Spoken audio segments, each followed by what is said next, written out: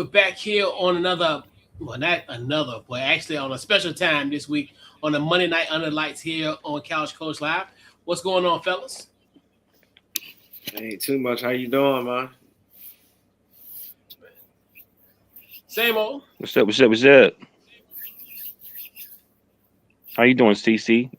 Yeah. Good, man. Just same old working. Just keep it on grinding, man. That's all I'm doing. Right. And X. Yo. Gonna give it to you. He gonna give it to you. You like wrestling, so you know I gotta throw that in there. Let's keep it up. Oh, Tradition. Yeah, man. Same over here, B. Same over here, man. Like, this week being a trip, man. Just paying attention to the competition in just entertainment. You know what I mean? Like everybody, the people that's a part of our repertoire, the conversations and things of that nature. It's been an interesting week. Yeah, very much so. Got a great show lined up for you today. We actually had some breaking news this morning with the David Montgomery trade, which is no one surprise, not really, but we'll talk about that. Kyler Murray, we'll talk about him. Could he potentially be a Minnesota Viking? We'll discuss that. Byron Scott talked about his thoughts on LeBron James. Pretty much won him out of LA. We'll talk about that. Warren Sapp is out at Colorado. And then we saving the best for last. Probably a collaboration that should have been around for ages is going to happen 2 weeks from tonight. So we'll talk about that on a Monday night here on Couch Coach Live under the lights.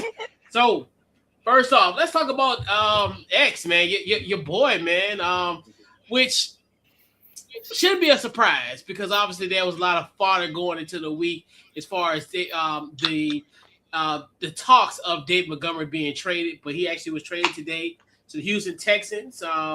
So your Lions received a 4th round pick, offensive lineman Juice Scruggs, and a 7th round pick as well. X, I'm going to go with you first, lead off our topic. What's your thoughts on the trade for David Montgomery goes to Houston? What's your thoughts on it? When I first saw it, it was somewhat shocking. But like you said, it was a lot of noise being made over the weekend about him not wanting to be there. He denied that, but then a few days later, well, not a few, but a couple days later, he was traded to the Houston Texans. I'm not upset about the move. I felt like Montgomery's workload was reduced, especially this season, especially with the emergence of Jahmyr Gibbs. And if you want, you can call this his breakout. This past season was his breakout season. I feel like it also helps us. We got a 4th round draft pick and a 7th round draft pick, but we also got depth on the offensive line, was something that we really needed. Because besides the defense, our offensive line was decimated. So, like I said, I'm not upset about the move. Kudos to Brad Holmes. He does it again. Now we just got to turn these draft picks into something meaningful come April. I hate to see Montgomery go, but like I said, with the emergence of Jahmyr Gibbs, and then also I feel like this draft class, especially with the running backs, is like stockpiled. So I'm pretty sure we can find somebody in this draft to replace Montgomery. Maybe not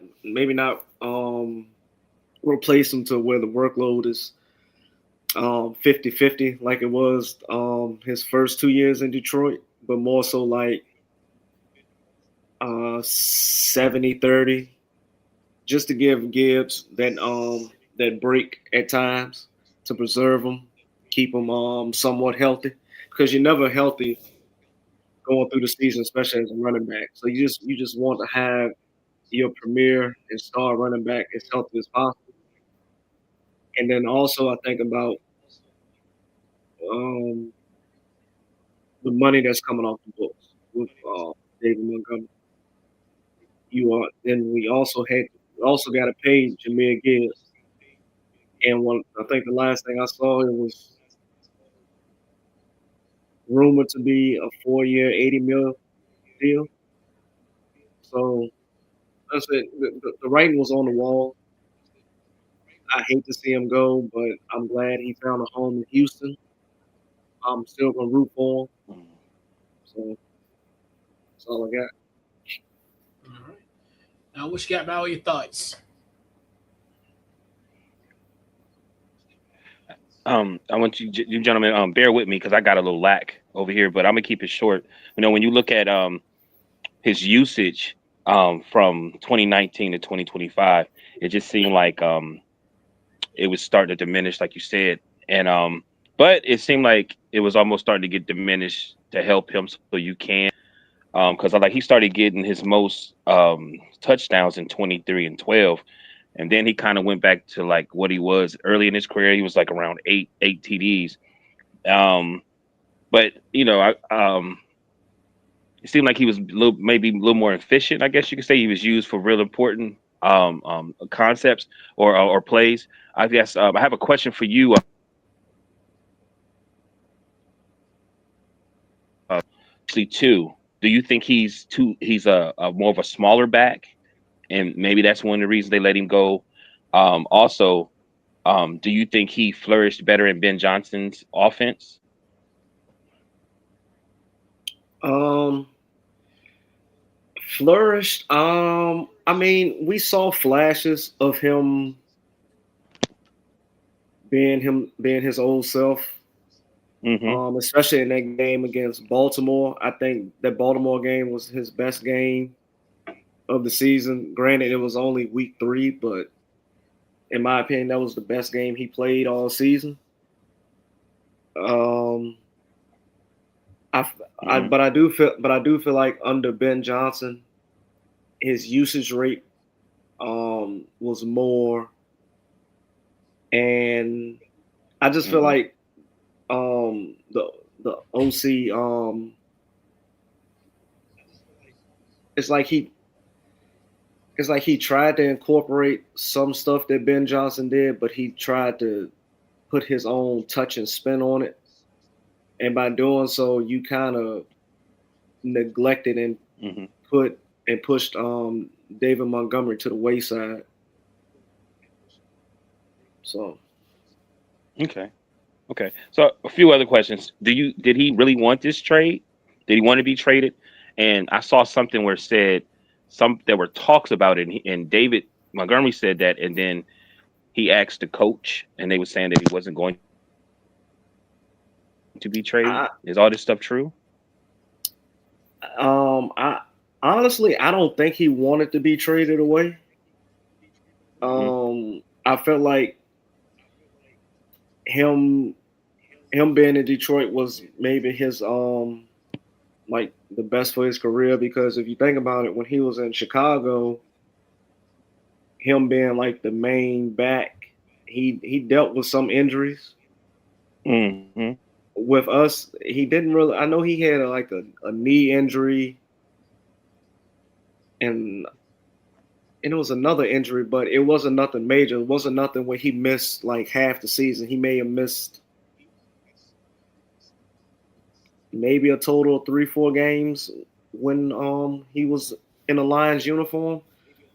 I just feel like him splitting the carries with Mm-hmm. Gibbs was perfect for him, because Right. it kept him fresh, it kept him healthy, especially getting Mm-hmm. into the nitty gritty part of the season, like week Right. 9 and beyond, like when you're making that push Mm-hmm. to the final stretch of the season. I felt like the running backs in Detroit, like I said, Sonic and Knuckles was pretty much as healthy as they can be.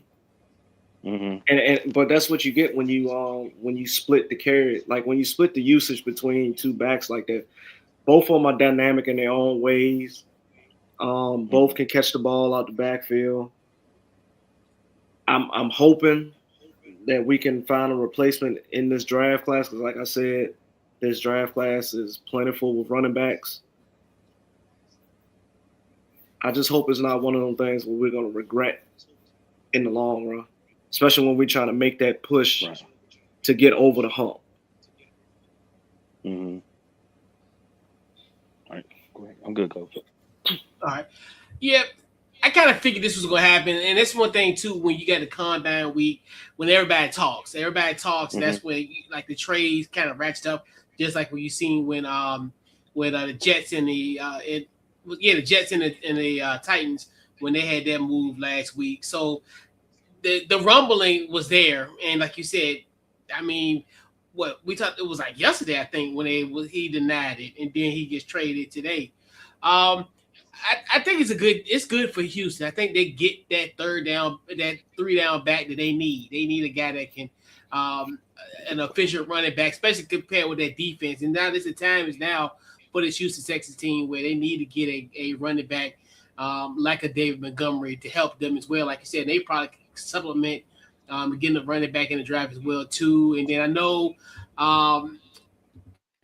because I think what she still on that roster, Nick Chubb, which I don't, he's still like he'll shell of himself, but the fact that he's on that roster, so I do like it for Houston, and like I said, we kind of figured Detroit, obviously, as Jameer Gibbs has became now the feature running back. So I mean, obviously, in this day and age, that type of stuff is going to happen, especially because even it was a shock when y'all drafted Jameer Gibbs, and I was like, but that's what happens. You draft that to be the replacement. So it's just one of the things where it all makes sense. And like you said, you get that 4th and 7th round pick, and you also got depth in an offensive line. So definitely, a decent haul. And then who knows what that 4th and that 7th round pick gonna be for you guys. So I think it was pretty much a good trade. But I do like David Montgomery going to Houston.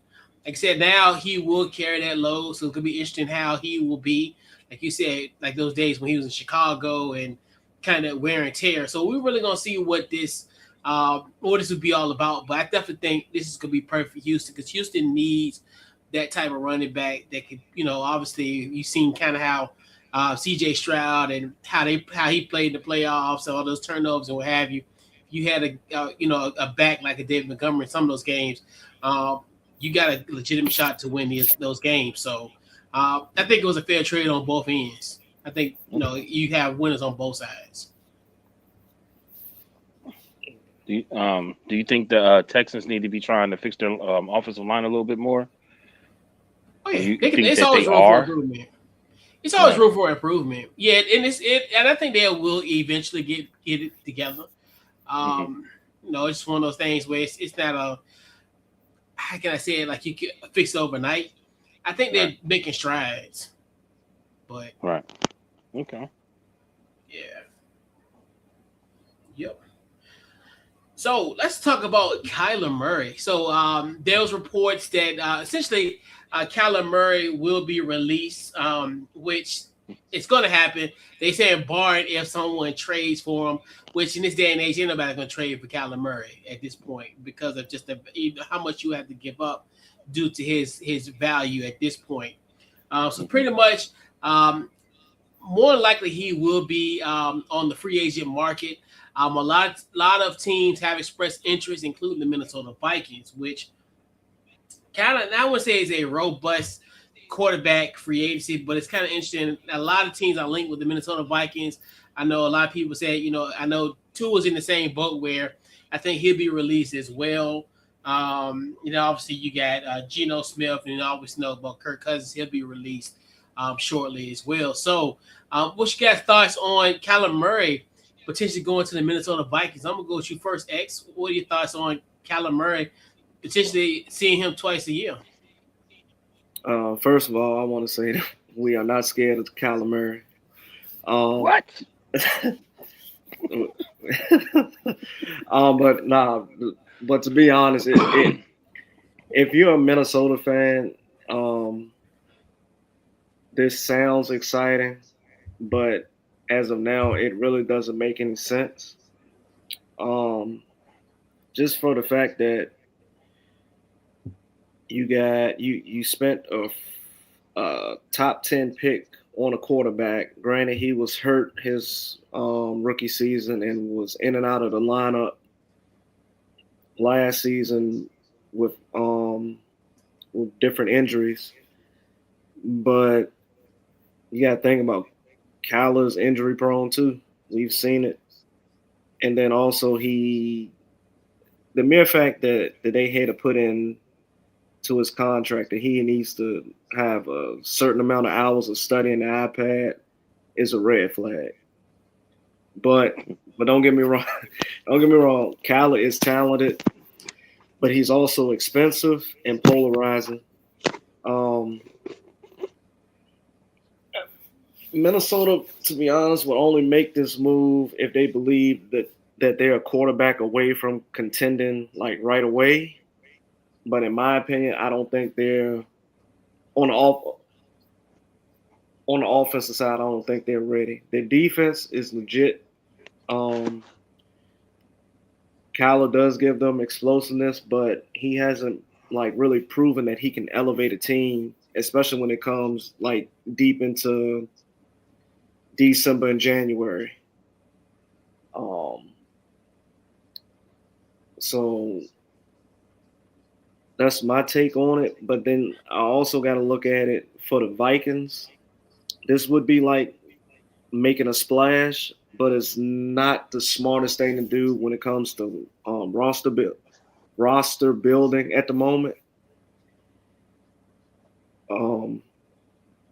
We talking about Kyler to Minnesota.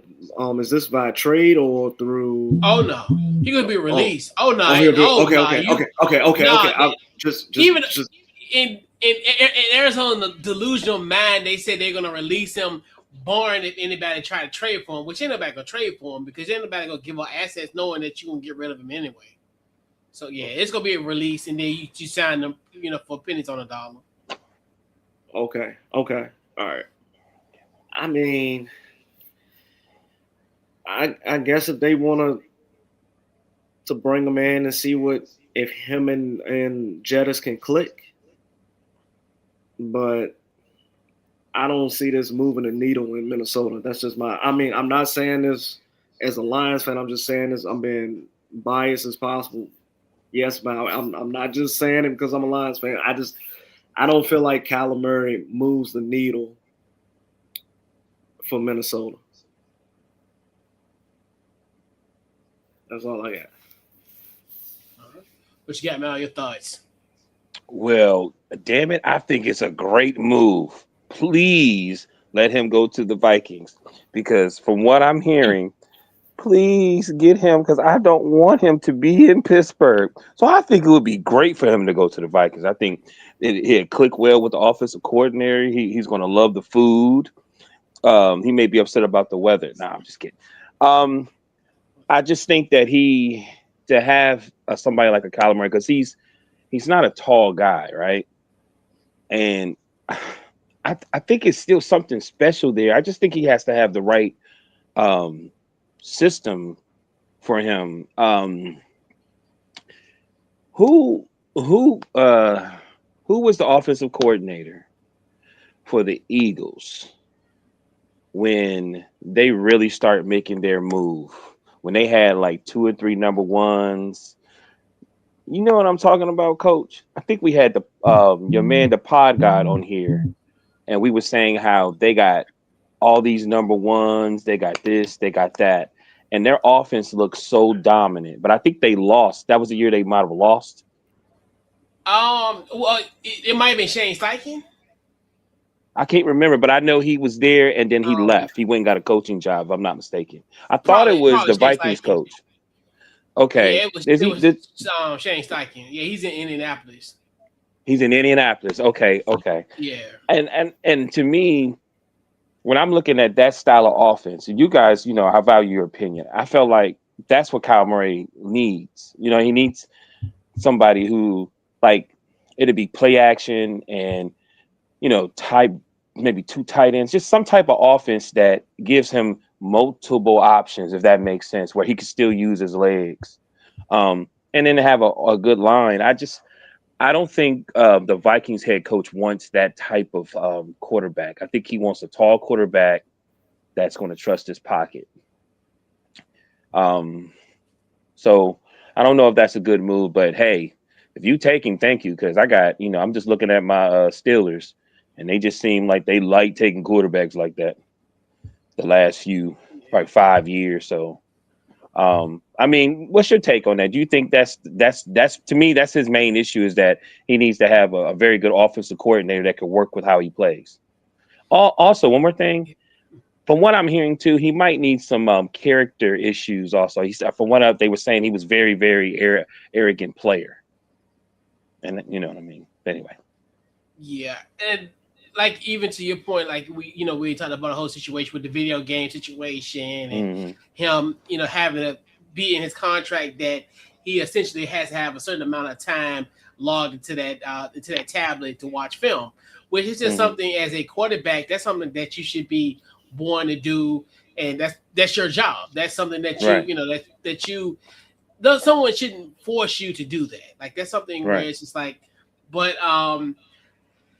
I find it interesting to have Minnesota. It's almost, I feel as though this is kind of a move where they want to kind of course correct their situation, because I think they're panicking, because obviously they look at the situation. The guy they let go won a Super Bowl the very next year. Then hence when they got rid of their general manager, who got an A+ on the report card of how good of a GM he is, and he gets fired because of this whole nonsense. So I think Minnesota's trying to find that way of trying to make up for the Sam Darnold fiasco by bringing in another quarterback where they look at could be somewhat of a retread, which I get where they're going, but like you said, do it necessarily make sense? Because I think if you do this lets me know that you've lost all faith in JJ McCarthy. And that's where it's kind of weird that, this time last year when you could have signed, and Sam Darnold had a nice, I mean, I think he only got like $30-something million, which was a steal. And Minnesota could have got it and did that and what have you. But just a simple fact of this happening now, where it's like you're trying to right a wrong, and obviously, and you see all the quarterbacks that are all linked, because even the guy who I think should actually go in all realness is probably Anthony Richardson, but because I know he's another one that they told him seek a trade. Like they pretty much told him, hey, go look for a trade. I think he's someone I think he should definitely potentially be in the fold for Minnesota. But Minnesota just shows you they're going to get a quarterback. And it's kind of one of the things where I just find it odd, because to me, if you get like that, if you get Kyler, if you get Tua or Kirk Cousins, that lets me know you've given up on JJ McCarthy. I know you want to give him some competition and put a little fire in his tail. Oh, this is going to burn him. Because at the end of the day, you can't. Those are 3 starting quarterbacks in this league that'll probably start for. I wouldn't say that every team in the league, but probably a handful of teams in this league that they can still be a starter. And you bringing him and JJ McCarthy going into his 3rd year, that's really going to be detrimental. But we will find out very, very soon, because the league new year is like 10 days from now. So it's gonna be interesting who they're going to get as their quarterback. But it's a lot of guys that are linked to this Minnesota Vikings job, and I know a lot of people say, hey, they need to, this is more so for Jettas to make sure that he gets a legitimate quarterback. But that's like we show you, like, I thought you had a legitimate quarterback. What you said last year made me think that, hey, you have a quarterback in place, but you're singing a different tone this year. So curious how this all gonna play out, but I find it very interesting that Minnesota is pretty much linked to all these quarterback jobs, and I think all of them would be a good fit for Kevin O'Connell's system. I think Kevin O'Connell, as we've seen, like has done, a great job with developing quarterbacks. Your boy, I think he helped your boy a lot. Matthew Stafford initially, before he went on to Minnesota, and then you look at kind of what he did with Kirk Cousins, before he had left and what have you. But so you don't really think Kyle's too small? You don't think he's too small? I mean, yeah. I mean, when you look at it from this day and age in the NFL, like when he got drafted, we looked at like Russell Wilson as a prototype, Drew Brees as a prototype. But obviously, at this point, we really can't even use them as case studies no more because obviously, Drew Brees out of the league and it's a different time and era. Right. And then you see how Russ pretty much almost on the same, and Cal is almost on the same trajectory as Russell Wilson, where he's probably gonna be a journeyman and be playing for a new team every year. But do you feel? I feel like Russ though still was able to, adapt to a system, and Kyle seems very like a creative type of player. Like, excuse me. It's almost like he, what I'm saying, he looks for big plays a lot, like you know what I mean, or holding the ball too long. You know what I'm saying? Like, I think and I don't know, maybe him going where he, if he was to get them, maybe that would show his maturity, just like Geno. You know what I mean? So maybe it might be a good thing for him. And then also with the young man that just passed that we had the show about, last week, it was one of his teammates. So maybe that might even, be one of the things that might change him a little, because his character, from what I gather, his character was really some of the issue also besides his injuries. Yeah, but it's gonna be interesting how this all play out because it's these next couple of days will be telling as far as once free agency, the league new year opens up. Because if they go for that caliber starting quarterback, they've given up on JJ McCarthy. I think even if they got Anthony Richardson, I think it still would be kind of an interesting thing, and it still be kind of shows me like I don't know.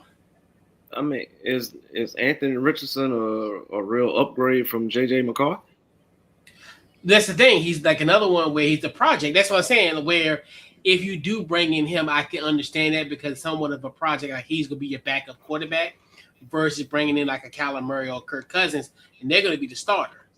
So that's why I looked at it from that standpoint. Like, because I think you bring in Anthony Richardson, you're gonna pretty much have him as your backup, and potentially competing for a starting job. He would light a fire under JJ McCarthy.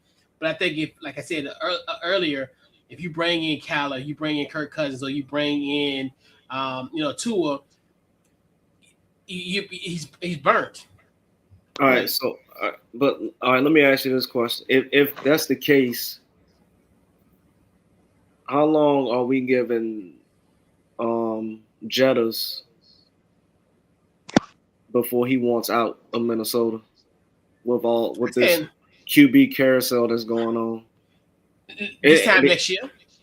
I mean, so I would say maybe even mid-season because you look at just how his stats is. Like you got to think to yourself, okay. If I have another year like this year, like I had last year, I'm not going to be in that top 5 conversation. I'm not going to be in this conversation as far as from a production standpoint. Yes, he's probably one of the best. He is the best 5 wide receivers in the league. But from a stat perspective, if he has another year like he had last year, where he's they're still trying to figure it out. Because I think if he has another down year, but not because of his play declining, I think it's going to hurt. I think the GM and other GMs going to try to use that against him when it's time to re-up their contract. And I think in the back of his mind, he knows that. So I feel like he's going to try to get away from this QB carousel that's going on in Minnesota and just try to find him a stable QB where he can go be the number one, get his numbers, and win. Yeah. Like case in point, his LSU teammate and Jamar Chase. he putting up 17, 18, 1,800 yard seasons, and I'm sitting here like, we're on the same level. And I'm not getting the same amount of production, but then when it comes time, like you said, when it comes time to sign or re-up a deal, they go, well, you're not putting up as much numbers as Jamar Chase. So why would I give you Jamar Chase money, or why would I give you Puka Nacua type of money? But I can produce. I can give you 17, 18. If you give me somebody consistent, if you give me a consistent quarterback, I can put up those numbers. Hell, I can give you Megatron numbers. I can give you 2,000 yards if you want. So do you think? No, go ahead. No, I was gonna say. So do you think he's gonna advocate to try to get Kirk Cousins back in the building? He probably will, but it's gonna be like through your agent. He's not gonna say it like on a post or another subliminal. But I guarantee you, somewhere behind the scenes, they're trying to orchestrate something. Because he's not the type that's going to be like the diva wide receiver. But I guarantee you, he's probably talking with his agent and talking about stuff like this. I think there are conversations about this for sure. Because at the end of the day, they love to nickel and dime you. But no, not in this economy. Don't nickel and dime me. My question is, I know they had Kirk Cousins and they had somewhat success, but I never really, no disrespect to Kurt, I looked at him as a backup. When has Minnesota, when's the last time Minnesota had a real franchise quarterback?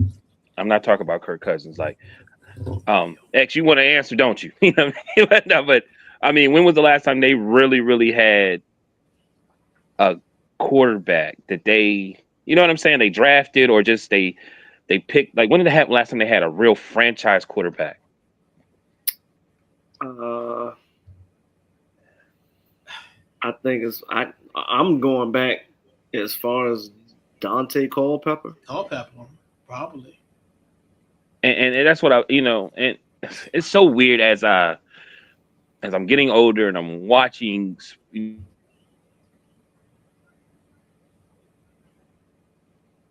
stations keep doing the same thing. Like, you know what I mean? It never fails. So, like, no disrespect to Kirk Cousins, but regardless, you're not going to get 7 or 8 years, you know what I mean, out of Kirk, you know what I mean? And so that's what I mean by that. Like, you know what I mean? Like, if you get Kirk Cousins, what do you got? Maybe 2. 4 or 5 years? No, I'm saying 2. 2, 3, give or take. I may say 3 pushing it, but. And how many years is left on Jetta's contract? Then he just got there, right? He just resigned, like a year or 2? No? No, he signed before. Didn't he sign before Chase? Yeah. I think he signed. I think he signed a year before Chase, and Chase just got his money last season. Last year, yeah. So I think Jettis is going into year 3 of this contract. Yeah, but I think the thing is with them, with that defense, it's like that's all they really need is that type of quarterback. They need that's why I say this whole thing is like them course correcting their mistake. Them doing this stuff is almost like we made a oops on Sam Darnold.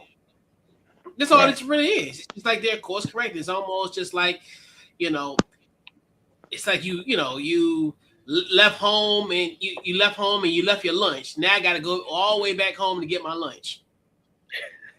That's basically all this is. Because it's just like you're trying to correct your mistake because you wouldn't have had this problem if you would have chose Sam Darnold. Not necessarily saying that they were going to make the Super Bowl, but they was 14-3. What was it? What was their record? Was it like they were 14-3 that year that Sam Darnold was there. Yeah, 14-3. 14-3. That was 15-2. That's right. Yeah.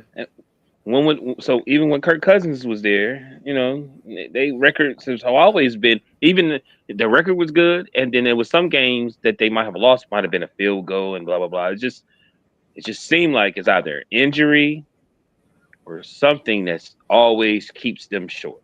You know what I mean? Yeah. And now they got a defense. That's another thing that's a little bit different this go round.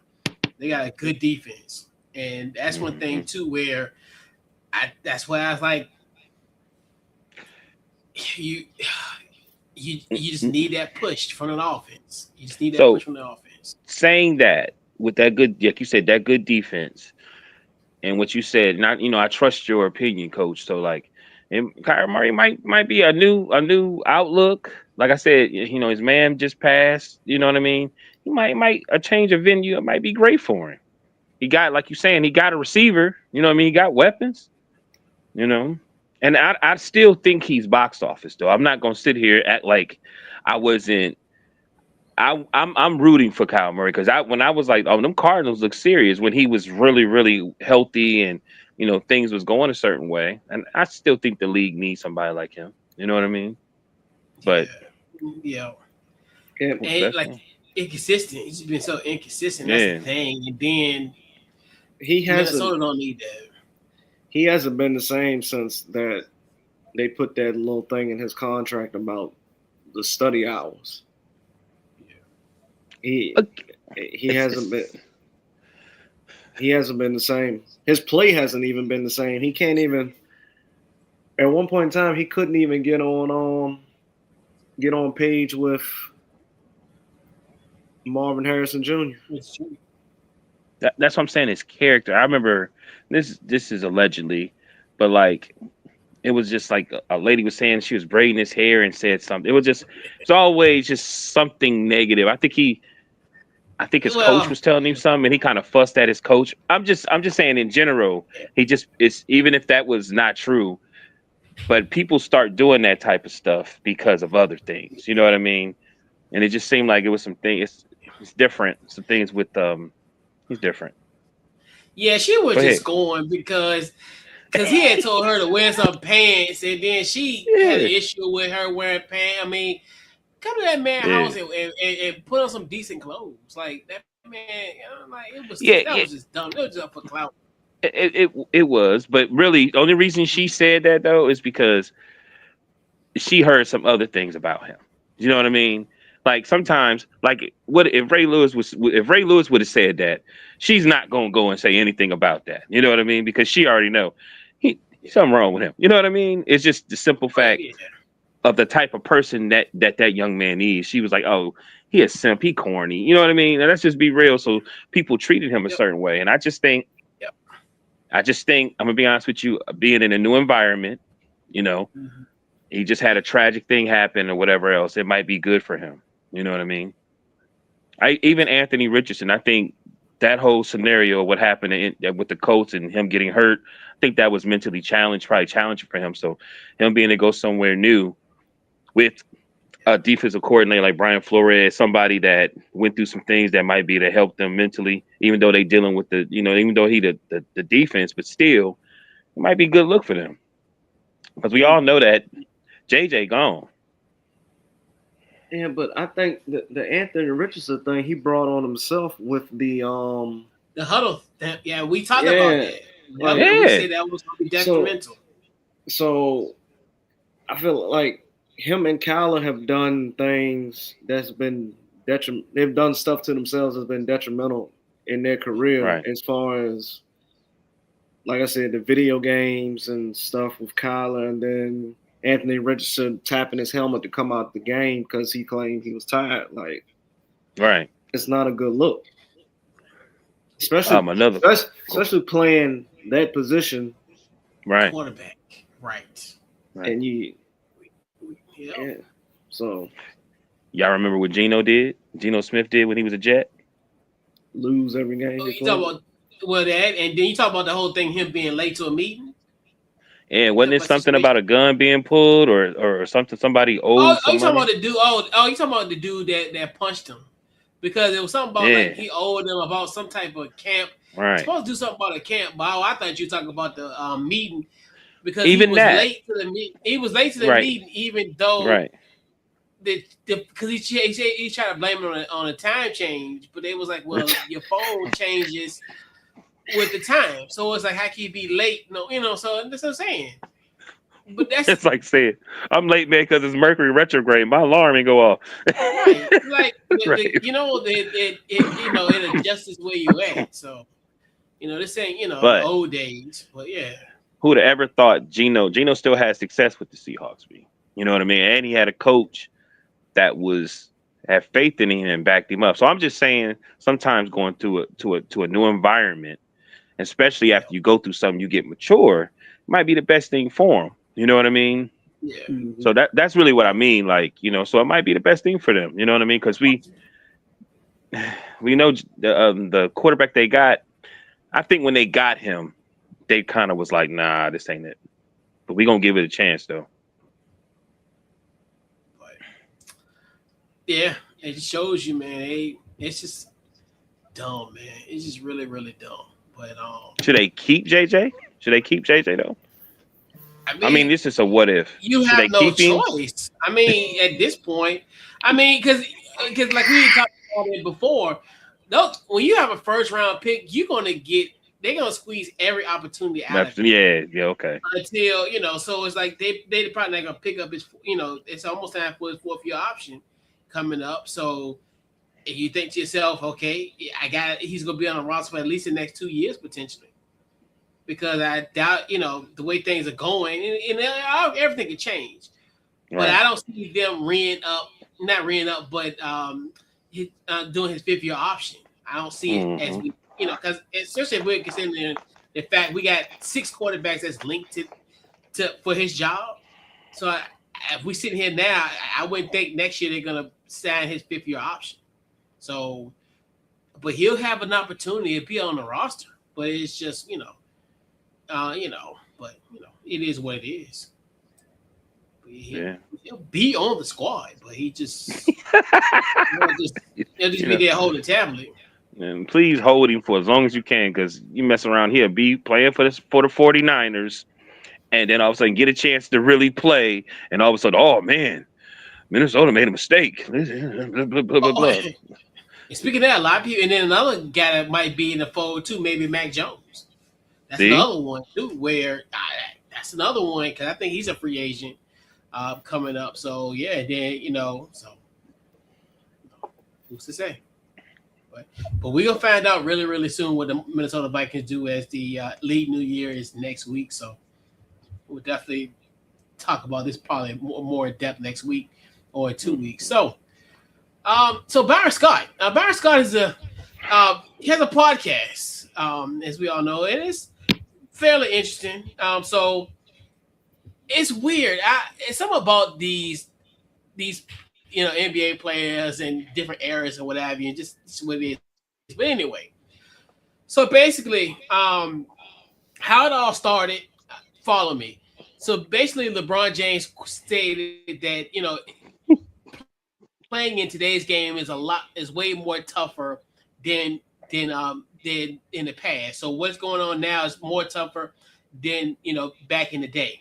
So the former guard, which we're talking about, Byron Scott, took issue with James' comments comparing errors before delivering a firm assessment of his future with the team. I just thought it was laughable coming from one of the greatest players to ever play the game to say it's harder to play now than it was then.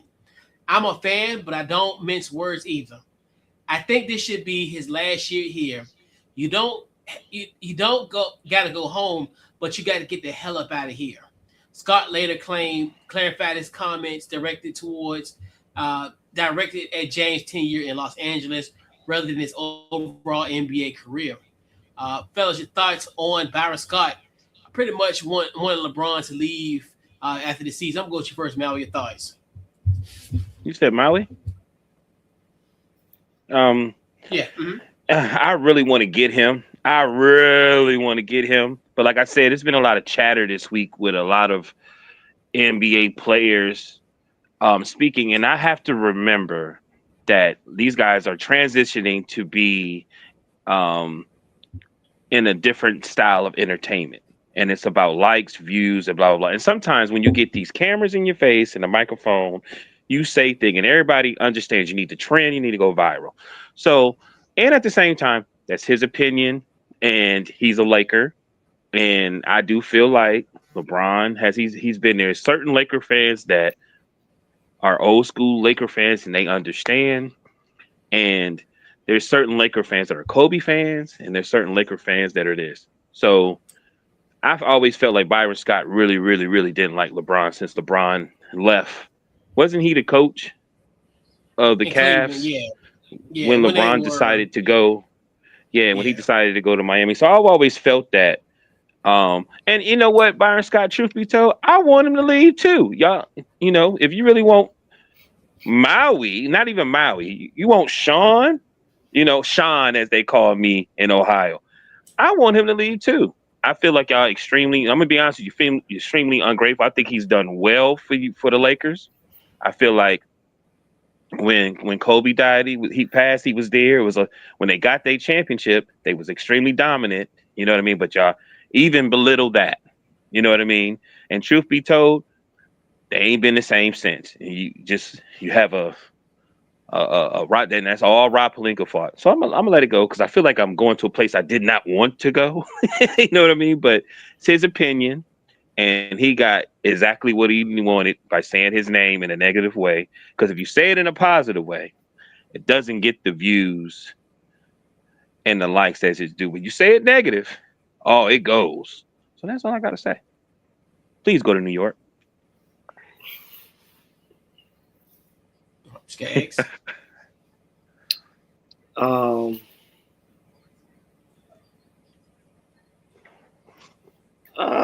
I mean, this one is kind of tough as a Laker fan. As far as I look at it like this, would I like to keep LeBron? Yes, but I know in all reality that this is his last season with the Lakers, which is also a good thing because you free up some cap space. It's my wave.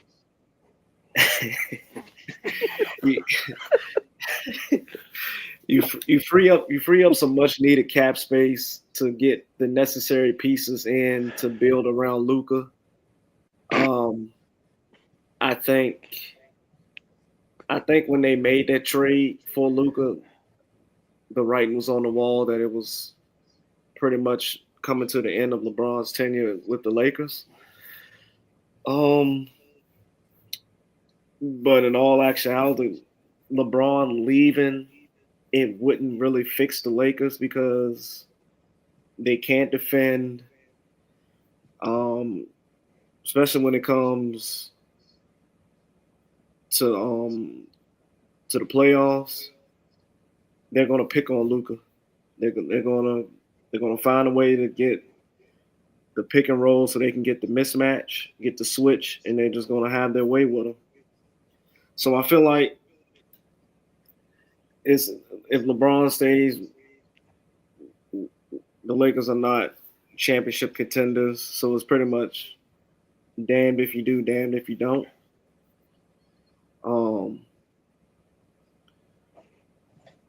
I do want to say this. The Lakers' issues aren't LeBron James. Their issue is the way their roster is constructed and the long-term asset management. But then you also think about the team was just sold last year. Then it's reports that Jeannie said some things about LeBron. But it's like ever since LeBron's been there, it's been the Magic Johnson situation where the emails was discovered and he decided to step down. It's just a lot that's been going on within the Lakers organization that's like LeBron's the cover. He's the cover. He's the scapegoat. He's the scapegoat. Yeah. And I actually sitting right here listening to you talk, Maui, and just having time to really actually think about this. I'm starting to see like, yeah, it's Rob. Yeah. Hey, coach, I'm gonna let him Oh, talk. I'm so sorry, Mhm. but please, rebuttal? I just wanted because I didn't know he was a Laker All right, fan. yeah, okay, yeah. mhm, I didn't know you were a Laker fan. I swear yeah, I didn't. yeah. Right, but can I break the timeline down real quick? Okay, I'm gonna Mhm. say this.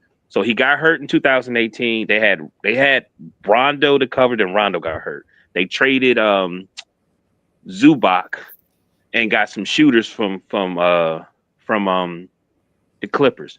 So let's just get into the championship year. Man, they had McGee, Dwight Howard, they had Cousins, they had Trey Daniels, they had Cook, they had oh man, KCP. um they had KCP, they had Kuzma. Now let me explain you how Kuzma was so important coming off the bench and being 6'9", because he could play the 2, 3, and he was really the 2 and the 3. Like even Kobe was like, man, they're so tall. You know what I mean? But when they won in the bubble, reality had to sit in. They didn't re-sign Rondo, and Rondo just wanted a 3-year contract, not a 2-year contract. They got Schroeder, and then he goes, "I'm not coming off the bench. I want to start." LeBron was the point guard. He led the league in assists. So why would you change that format? And they was like, "Well, we don't want LeBron to run." Blah blah blah blah blah. And then he got hurt. Remember that dude ran under his leg. They Solomon did Hill. not. They Solomon like they Hill. talking about the Joker, right? You know who dominated the Joker in the bubble? Dwight Howard. Thank you. Now, why would you not re-sign Dwight Howard just for that reason? So as I keep going, but they did get they was able to get some things. They got um man, what's the dude that used to play for I think he went to Duke and he played for Chicago. He was on the books for years, but he was always hurt. They was able to get him off the books. So they started, Luol Deng. financially, yeah, they started financially getting things in order. But man, I'm telling you, they have been watered down since that bubble championship. Like just extremely watered down. And they just keep trying to, and like it's so weird. They get these players that do well, they don't sign them, and then they end up overseas somewhere. You know what I mean? It's horrible. I don't they make me not even like watching basketball. You know what I mean? Because it's just it just don't look right. And it's weird because I remember the importance of LeBron going to the Lakers is that this new generation started thinking the Warriors were the Lakers, but they're not. You know what I'm saying? So when LeBron got there, it kind of raised that thing. It's like, okay, we got something. And then a lot of dudes start coming there and they were starting to win. Like, they were the number one defense that year when they won the championship. Mhm. And it's funny because the some of the coaching staff that was with the Lakers end up being with going to the Mavericks with Jason Kidd. But I just feel like, to be honest with you, I think it's Rob. I think he's been covering up, and they always hide behind LeBron. And LeBron like, okay, cool. Jake, what's his name? Rich Paul like, okay, cool. I'm gonna go ahead and I'm gonna have you do this. I'm gonna have you do this. I'm gonna have you do this, and I have you do this. And whatever negative things that's going on, we'll just take it. But we gonna win in the end. And that's I'm gonna leave it there. I feel like I'm talking too much. But I think the main thing is Rob. And you said, because you were still talking, right, X? You still Yeah. was I'm sorry. I'm sorry. No. You good, man. You good, man. I just want to say, let me just say these two quick things. If LeBron leaves, more than likely he is going to leave the Lakers. The Lakers do not magically become better. You still got to construct it. You still have to construct this team like that Dallas Mavericks team that went to the finals that lost to Boston. Where Luka is still your weakest link on defense. Well, now you also have, if you decide to pay Austin Reeves the max that he deserves, you have two weak links in your starting lineup on the defensive side of the basketball. So either you're gonna have to bring in a bunch of 3-and-D wings and a couple of lob threats for Luka, or we're just gonna be stuck in purgatory, just winning 50 to 55 games because Luka can win you anywhere to 50 to 55 games. We've seen him do that even with a team that's not as talented. Um, but if he does, are we getting a championship out of that? Because they're not better than OKC. They're not better than San Antonio. They're not better than Denver. They're not better than Minnesota. So, in all actuality, LeBron leaves, the Lakers still gonna be where they are now. Maybe one and done in the playoffs, or advance to the second round and get bounced in.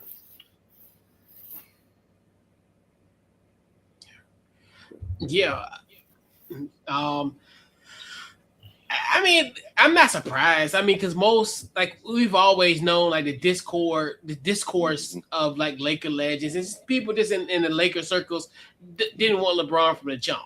It's been evident because everything, like you said, anything that he has done, it's been negative. Even to the point, even when he got a scoring record, that was still some negativity behind that. Obviously, situation between him and Kareem, I didn't like that. Never thought it won't the optics won't to me. I didn't like that. And then obviously you look at this, even what happened earlier this year, this whole like this leak of this Jeannie Buss conversation, and she pretty much was airing out some dirty laundry, which that's another thing for me to let me know this is kind of their way of trying to like part ways without doing it. Like you gonna air out this type of stuff. So to me, it's not a surprise. It's just I'm just shocked that someone actually said it out loud. I put it that way because obviously we've always have had like those type of like innuendo types where it's like some subliminal situations that have come about that suggest that LeBron James shouldn't even be a Laker, but now you're starting to see like all of that kind of come into play. And like you said, the future of it, I mean, it is what it is. Like it's not like you can trade LeBron and get assets for him at this point. So it's kind of one of the things where it really doesn't even matter if he leaves or if he stays. I mean, obviously if he stays, I mean, you'll get up for pennies on a dollar potentially. I mean, but and now with this whole with the Lakers essentially being sold, and now how things are going to change drastically. Obviously, with this new with this new ownership group, I definitely think things will change. This isn't going to be your mom and pop organization no more. It's going to be just like every other, every other corporation that is these NBA teams. So, I mean, if I'm LeBron, hey, I wouldn't. I mean, hey, I've gave you 8 years. And hey, it is what it is. I will never be appreciated here, unfortunately, regardless of what I've done. I've got you back to the mountaintop, at one point, but now, you want me gone? Good. I go back to Cleveland and for my final chapter. And it is what it is. It's destined. I've been this way since he had they had a big like picture on the wall and they messed it up. I was like, why would you? Wow, okay. But for it's the all good. final chapter, close out in Cleveland. Storybook ending to a career. Yep, bookend. Yep, might as well at this point. Please don't go back to Cleveland. One year, only 1 year. Or you know what? In the Couch Coach Life archives, I said that something about him playing for Michael Jordan, as Michael Jordan is the owner, right? So go to Charlotte and make Charlotte something that people will watch. Well, Jordan go. Huh? Jordan go. So he ain't got no owner. I thought he had some type of ownership still. I think did he sell his share? I know he sold, but I thought he still had some share. Anyway, all right. But yeah, I'm not 100% sure, but I think Jordan is. I don't think he's.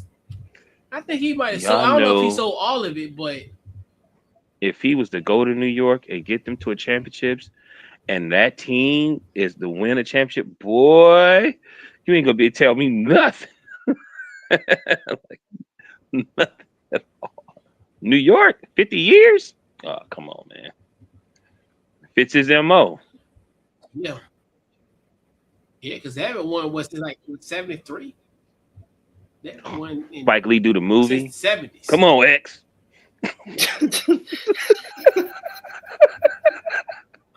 Nah, but I mean, I'm happy that he said it. You know what I mean? It lets you know Right. how people really feel, you know. Yeah. You know. Yeah, and he'll never be accepted. Like we talked about it, he's just never gonna be accepted in Laker circles. Like we talked about, like I talked about a situation with Kareem, where it's like, you know, and you know, and he was on him about, Oh no, I was gonna say that. I was gonna comment on your point about him not being accepted, and the main reason why is because he's not homegrown like Magic and Kobe. yeah, yeah. But Kareem won't one either. So it's like I No, mean, no, obviously, granted, he was in Milwaukee, and then mhm. he spent the bulk of his career in there. But I'm like, yeah, I get, but that's another one that's quasi bullshit. Because at the end of the Yeah, day, Hold up. I get that, and that's okay for him to not be a born Laker or what have you. But they still treat Shaq well, even though he didn't went to Thank you. 11 teams. because Thank you. So I know he won 3, but yeah, still, you know, and and Kareem won what 5? 5. Yeah, So that kind of I get it. Look, But he X. did win a ring. yeah So I yeah remember you yeah Laker one fan. You Laker fans when Phil Jackson was there, right? And that's where to me, that's where y'all arrogance come from. Y'all was cool in the 80s when y'all was Showtime. Oh, y'all was the party with everybody. You know, unless you were Detroit Pistons or Boston, y'all was cool. You know, man. When y'all started winning with Kobe and Shaq and them, oh, y'all was arrogant. Even on the video game, y'all was arrogant. I was like, oh my god, like you couldn't do because nothing to Shaq. You know what I because mean? because it was like they had such a dominant run and stretch from yeah, 2000 10 2001 to 2002 2. Yeah, that Yeah, that no team, especially in the East, no team was contending with them. The at only all. time they really saw the Kings. any competition was Sacramento, Yeah, and Sacramento that's pushed it. them to the limit. But and that's okay. Even in '01, I think y'all only lost one game in the playoffs, and that was against the Yep. 76ers.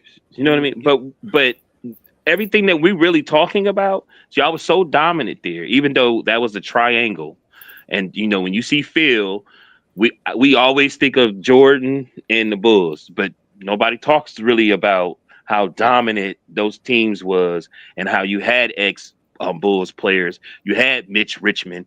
You had Glenn Rice. You know what I mean? Like even though they didn't score much, but they still was a threat. But that But arrogance comes from that. yeah, And then and then Kobe winning it too. You know what I mean? But I think some of the decisions Kobe made is what really hurt that team. Some of the coaches that was there that left, they still had to play.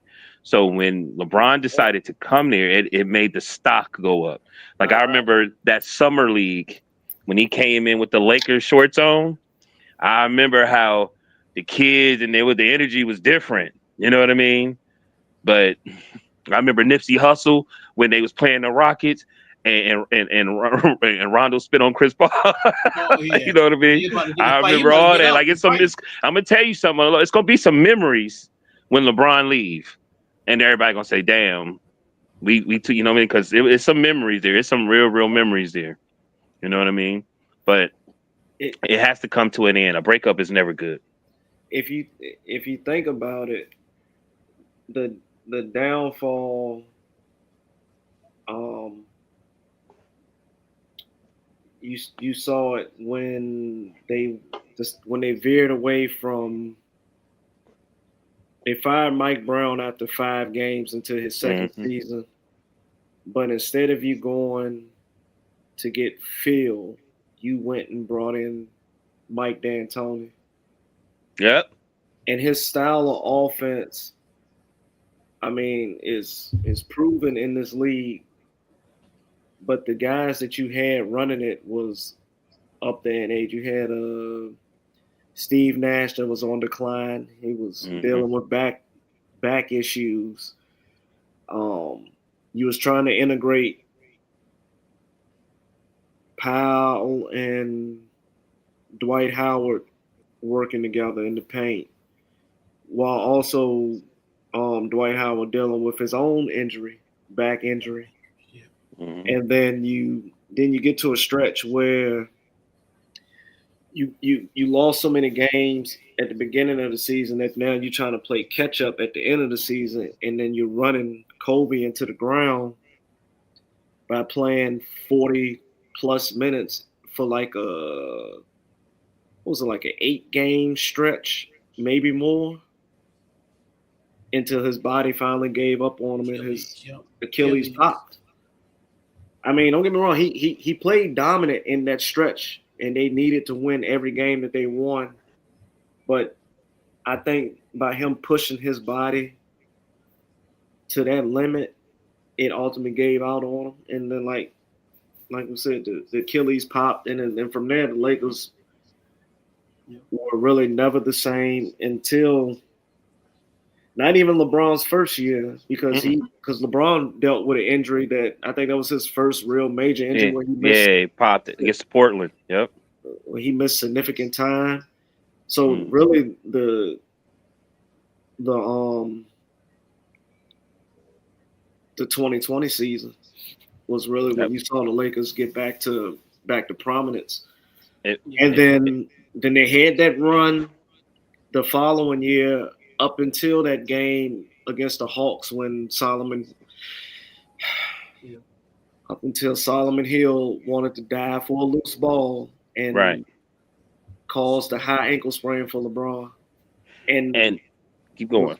And LeBron, I don't think LeBron was ever the same from that point up until that. I think that injury lingered around longer than it ain't. I don't think it's been the same since. And then they get to the play-in, they beat the Warriors, and it's in like after game 3 in round 1 against the Suns.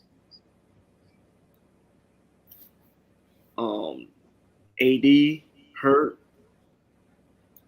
Lakers never really recovered. I mean, but they did make the run to the Western Conference Finals the year that they got swept by Joker. Right. But that's because the cards kind of lined up for them going in that playoff run. Right. So I'm gonna say this one thing. I felt like through that whole thing that you're talking about, there should have been a player that it was his opportunity to step up. And to me, it was Kuzma. Kuzma was on the bench. Like I said, you could use him in multiple places. But in that Suns playoff, because he was a champion then, he played with Kobe and this and that. He, like LeBron went down low, and Kuzma just became Kuzma again. I want to dribble 340 times. You know what I mean? Because in the playoffs, you have to play a specific way. You can't. It's not just a run or just a regular game. And that's why I've always felt like that was an opportunity for Kuzma to really step up and say, hey, even though AD hurt, I've been on the bench. Because anybody, to me, when you're on the bench, you get in the game, you should know exactly what you need to do. And then I think Schroeder was a bad move. You know what I mean? Like they even they were trying to give him that extension. But anyway, I got through it. Yeah, but so we'll now we'll focus on some football. We'll talk about Warren Sapp leaving Colorado. But before we get going with that, definitely got to send our condolences to Dominic Ponder, their quarterback in Colorado that passed away yesterday at the age of, I think he was 23 years old. So definitely thoughts and prayers to Dominic Ponder's family and the Colorado family as well. So let's talk about Colorado, where essentially Warren Sapp has left the program. Spring practice started today. Pretty much Sapp was their defensive pass rush coordinator. As we all know that Robert Livingston, who was their previous defensive coordinator, ended up leaving to go to Denver Broncos, where he'll be the passing game coordinator and also the secondary coach. So Chris Marv, who actually was hired by Colorado in December, is now it was hired as a linebackers coach. Now has got promoted to become the defensive coordinator. He was a defensive coordinator and the inside linebackers coach for the Virginia Tech Hokies for the 2022 through 2024 season. So essentially, Warren Sapp is no longer with the program. We got thoughts on Warren Sapp leaving CU, as they call it. What's your thoughts, X? Did they give a reason why he left? Well, I think the reason probably be because of the simple fact that he didn't get promoted probably to the defense coordinator. That's what I'm assuming, because that's a lot of people thinking, because that he just didn't get promoted, possibly. Okay. My thoughts is it's not a catastrophic loss, but losing him still matters. Warren Sapp, Hall of Famer, Super Bowl champion. He brought credibility and like a defensive pedigree to CU.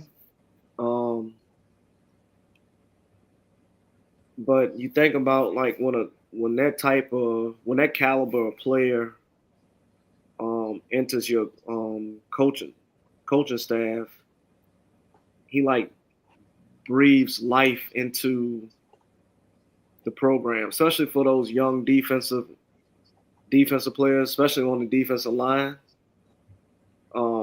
You get a guy in the building that's done it and won it at the highest level. He's forever etched in stone, gold jacket, Hall of Famer. They probably learned a lot from him, even if it's about life and football. They learned a lot from him. So him leaving the program, especially at a time when you still kind of rebuild the culture after losing Shador and Travis, it kind of raises eyebrows to the people on the outside and probably some on the inside, like as to why. Like I asked you, like why did Warren Sapp decide to leave? Probably some CU fans and that's outside don't really know. And then in Colorado under Dion if you think about it, his foundational piece is building that energy, star power, and making headlines throughout college football. Like when I say the energy, you see him, you see a lot of clips and videos with him doing talking about more than just football with these kids. He's like giving them life lessons. He's trying to instill them some type of discipline, because some of these kids that's coming in, they kind of lack that, especially they lack maturity. I'm not throwing shade or shots at it, but at that age, you don't really, you're mature, but you're not like that mature. But I also feel like losing someone like Warren Sapp is it like kind of chips away at the stability that he was trying to, like I said, trying to build with losing Shador and Travis, two cornerstones of the CU program. And I think they're still trying to like capture lightning in the bottle with some new recruits that they bring in. But I think he needs to remember that there's only one Travis Hunter and there's only one Shador Sanders. You're gonna have to build this team. You have to build it differently than what you did in the past when you had those two cornerstones. And my last thing is, I feel like them with Warren Sapp leaving, it's not a collapse. Um, it's not a collapse, but honestly, it's really nothing to really to lose sleep over. And that's all I got. What you got, Mel? Your thoughts? Piggyback everything he said. I think there's a lot of things that come with the Colorado Buffalo team with Dion is, you know, the coverage of Coach Prime show, um, also YouTube. There's a lot of little things that come with it. So Warren Sapp kind of leaving, I'm not even really shocked because I'm sure there's a lot of more opportunities for him that's out there right now, especially with Thurman, Marshall Falk, his situation. Remember, he left and he got a new gig. It's just a lot of opportunities and places he can go. And, when I felt like, not saying that they didn't learn anything from Warren Sapp, but I don't think he was on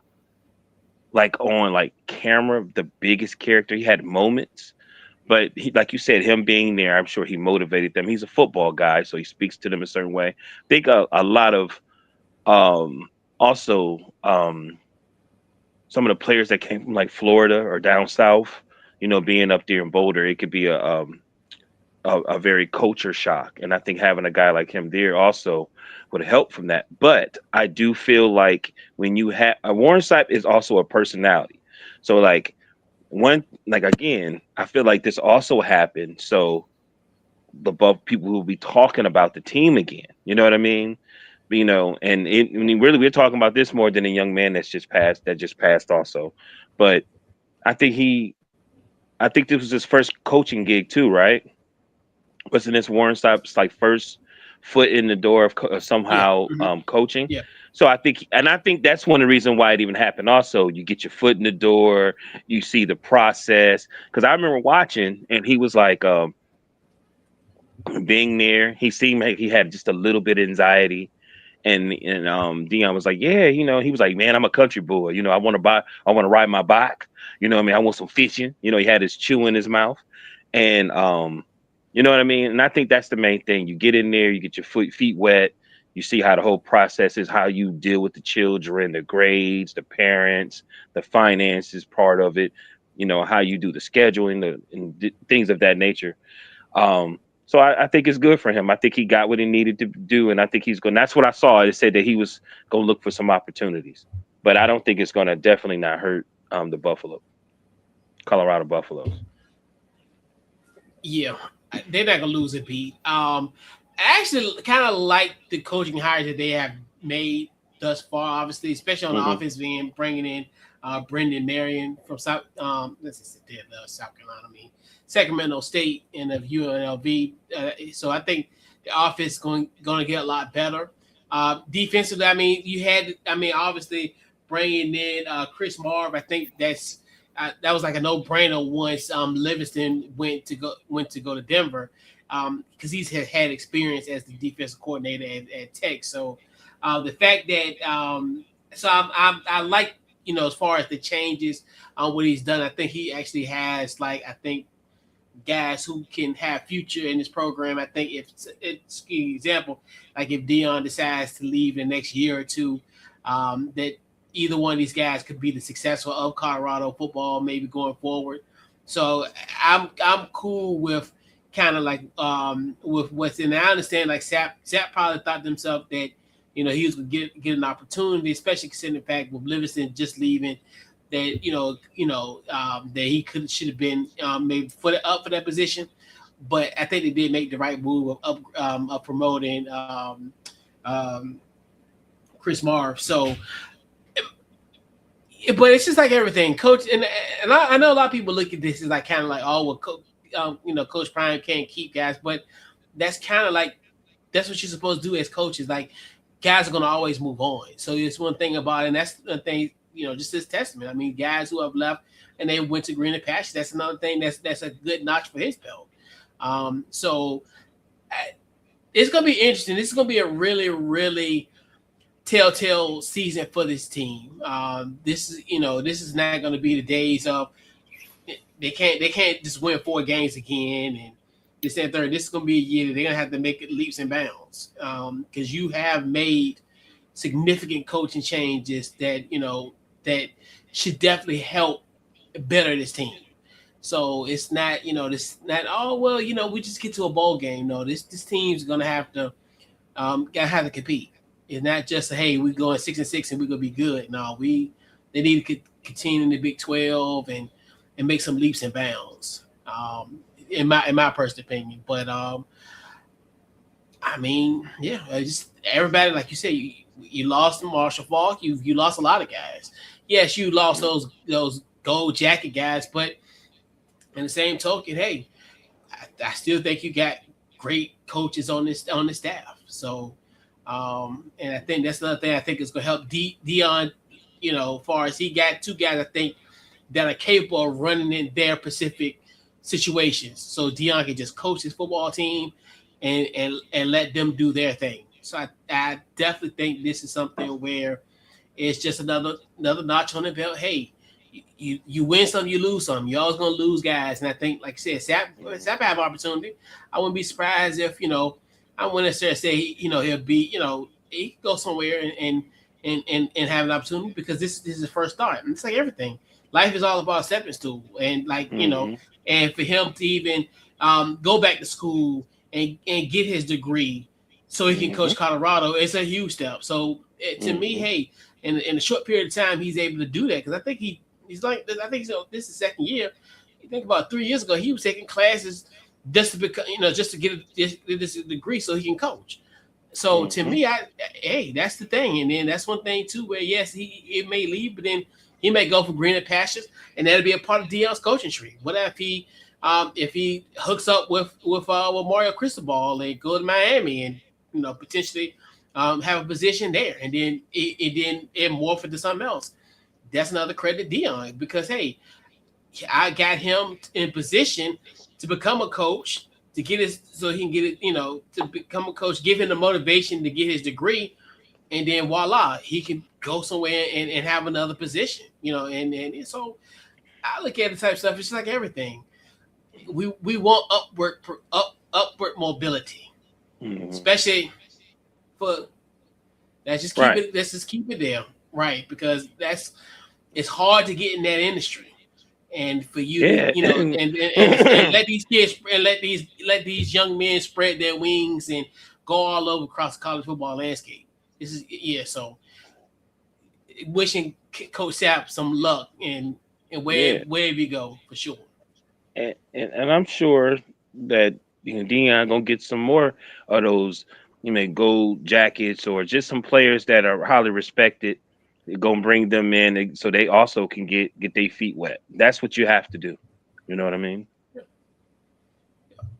Because I know people love retention, but at the end of the day, it's upward mobility. We don't want guys to just be standing in positions for 10 plus years or whatever. No, we want guys to go somewhere and spread their wings. Right. And right. So I definitely think it's a great move for Warren Sapp. And like I said, and those two young coaches that Deion hired of his offensive and defense coordinator, yeah, they're gonna be another one. They're gonna spread their wings. Yeah. Very soon. And I think people gonna like that offense with Brendan Marion. So I hope so. I think it's gonna be there. I mean, You hear me, X? Because me and you was sitting there like, all right, Deion gonna have to coach because sometimes you got to do a timeout or something. You got to go to work and try to explain, and people be like, so what happened to Deion? He gotta, he just got some, And I think this year is gonna help a lot because, like I said, those guys are gonna be able to manage their own side, like so he can just coach it, and he don't gotta deal with. He can coach his team on a macro instead of a micro, so he can just coach his team holistically, not having to, microly. So yeah, And that's another thing too with him. He's growing as well. I think that a lot of people don't. I mean, granted, that's no excuse, but just like everything, but it's like his. I mean, in theory, what is his 4th year at Colorado coming up, and what 2 years at State. So, I mean, obviously he was coaching at Shador in high school, but those things coaching, it's a transition, and it's not something where it's just like people just think because you played, but there's levels to it, and I think that's one thing too. Dion is learning. He's learning on the fly, like all of us. Learning on the fly, because he got Colorado in a chokehold for real. He really do. He got Colorado in a chokehold. They not trying to mess that money up. Yeah. No, they got and the way things are going in the athletic department, they're gonna have to do something because they're a little strapped for cash too. So. Oh really? Yeah. So that's gonna be another issue that we might be talking about down the fall when it comes to trying to get guys and keeping guys, and so. I like the coaches, but the personnel might be a little off. Yeah. I got a question. Like, what's up with these money problems? What's going on with these programs and this in the money? I don't know, and that's the thing where I never thought like that Colorado would be in the red. You would, and I'm thinking maybe because they support other athletic endeavors. That's the only thing I can think of. But the football is supposed to be the cash cow for a lot of these schools, and you hearing these big numbers of them being in the red. It's like, where's all this money going to? And I think it's funding other sports. Well, a lot of it too, because now you got to pay these guys. Now you got to think about it. That's why. Do you think think about it? Well, do you think they have I'm only speaking about Colorado now. Do you think they have to pay these celebs to come in and give like these speeches and stuff like that we see like on social media? Or do you think they're just doing it off the strength because it's Dion I put it this way. asking them to come speak? Yeah, I think it's because of Dion, B. I think it is, but then you still have to pay for certain things. Like, yes, if I want this person, I probably gonna have to give them a private jet, which is gonna cost me $10,000-$20,000. I gotta probably put them up somewhere. So yeah, you may not have to pay them like, oh yeah, I want you just to show up for X amount of money, but to accommodate them is a cost. Do you think that they're footing the bill for their ticket, like their sideline passes and stuff like that too? You mean as far as the university, as far as they're paying for these? Yeah, like because if you think about it, I'm not gonna say every game, but majority of these Colorado games, you see a lot of celebs on the sideline. Right. So that's what I'm saying. Do you think Colorado was footing the bill for that, or they're just like giving them the credential? Yeah, like I was saying, like in that case, I think it's they have to pay for the accommodations, not necessarily saying for the game, but like, hey, I'm gonna fly you out, I'm gonna put you in a hotel, we're gonna feed you this, that, and the third.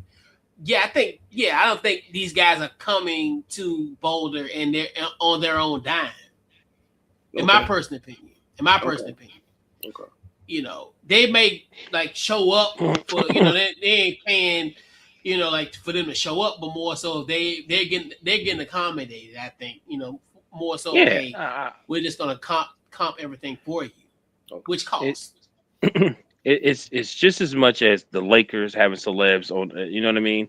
I think the reason I'm with you, Coach. I don't think it's as bad though, because I think it's helping Colorado, and I think Dion he uses a celebrity too, because some of those guys, you might have Terrell Owens. I see he's there a lot. You might see Cam, and a few other guys that got podcasts, and Dion will go on their pods. You know what I'm saying, or be on their, so they're gonna get it back. Even ESPN, when they pop up there, they're gonna get Dion. Dion gonna give them wonderful time. It's gonna have good viewership. So I think it all somewhat balanced out. I mean, I think that Colorado's issue is money there, but I don't know. I think they just bit more than they could chew, and it just hit so hard. You know what I mean? And fast. And I don't know if they was all the way prepared for that. I mean that's all cool and everything, but eventually you're gonna have to start putting a winning product out there on the field. Yeah. Because I think these boosters and alumni, because like right now it's Colorado is still like the hottest thing in college football at the moment. So I think you can only rush your laurels on that for so long until a lot of these, like I said, alumni and boosters starting to ask like when are we gonna start seeing results on the field? When are we gonna get like start contending for bowl games on the regular? When are we gonna get into the CFP? When are we gonna challenge for a national championship or something like that? Yeah, and that's the thing, and that's where the donor base and all that is crucial.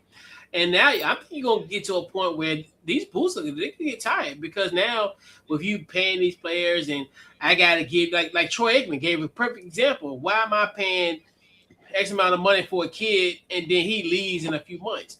And people are growing tired of that type of stuff. And I think that's another issue in his hands. So it's just one of those things where it's just like you look at like on the opposite end, you look at what's going on in Indiana, where you got like Mark Cuban doing this thing and giving them money and providing them with that with the money so they can pay these players and how that worked out. I know a lot of people like hate that, but that's college football. That's what it is. That's everybody they've been doing that since the beginning of time, but now everybody's mad because of Indiana what they're doing. But to kind of not to deviate from the point, but it's just the economics, unfortunately. I think about with them because they're gonna have to compete, and that's the thing because you're gonna have a 20, 30 something $million just to field a good team, and that's one thing too where it's gonna be tough for them to compete. As far as on the big dog perspective. Yeah. I mean, you're right, but in the day, it's still entertainment. So even though some boosters gonna say that, they still getting their money back. You know what I mean? In just in different ways, from what I see anyway. Because you're right. I always feel like you want to get the people to watch who usually don't watch. You know what I mean? And I'm one of those people that, like I said, I stayed up until 2 and 3 in the morning watching Colorado come back when I thought they was about to get blown out. You know what I mean? And who does that? And then it trended like crazy, and everybody was talking about it because everybody's like, "Man, I was up 3 in the morning watching a college football game." Yeah. And it's just some stuff you just can't. You pay to see, but you just don't know when it's going to happen. And I agree with you, but I'm gonna be honest with you, X. I don't see it.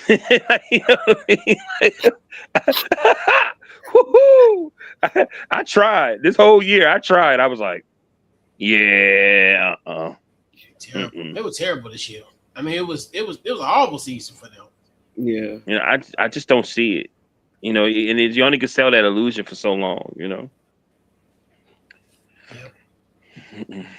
And then their recruiting it's been bad, and then you lose pretty arguably your best player, Jordan Seaton, who probably gonna be a top 10 pick next year in the draft potentially. So it's gonna be interesting. They had Goldberg's son there. Is he still there? No, I don't think he there no more. I think. No, I don't think so. I think he dipped already. But yeah, and it's a lot going on in that program. It's a lot going on. I mean, I said, I like the coordinators, but that's the only thing I really like about the team. And maybe Juju Lewis. Other than that, do you really think? I mean, let's be honest. Do you really think he out there really trying to find some players? I mean, may not be in the fashion that we see other coaches, like I know a lot of people, and it's as far as from what I hear from the local people, like you're really not tapping in until the actual to Colorado, which I think that's really crazy. As far as not tapping into your state, as far as getting talent from your state. Oh, he trying to get from other. Wow. I'm thinking from what I that's from what I've been told, like locally, like as far as they say that he really, you don't see him like at the high schools. You don't really see him, like how maybe we'll see like a uh uh what's the Virginia Tech coach Franklin. Like you'll see Franklin everywhere. You see him.